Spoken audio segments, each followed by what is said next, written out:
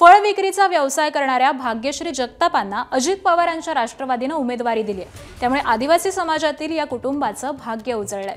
पण राजकारणाचा गंधही नसलेल्या जगताप कुटुंबासमोर आता प्रचाराच्या रणधुमाळीला सामोरं जाण्याचं मोठं आव्हान असणार आहे।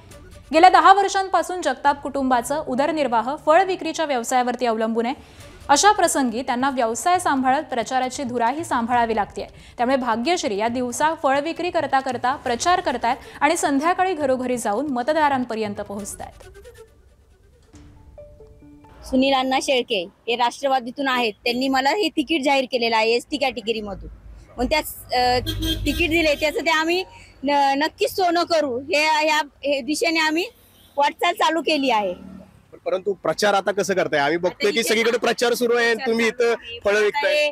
सकाळी 9 ते 3 पर्यंत इथे थांबायचं आणि संध्याकाळी 5 ते 9 वाजेपर्यंत प्रचार चालू ठेवायचा। आणि फळ विकता विकता पण प्रचार सुरू दिसतोय तुमचा? हो, चालूच आहे ना। आता येतात इथले गावातले येतात, खंडाळा विभागातले येतात, मग त्यांच्याशी संपर्क साधून हे आपलं त्यांच्यापर्यंत पोहोचण्याचं काम करतोय।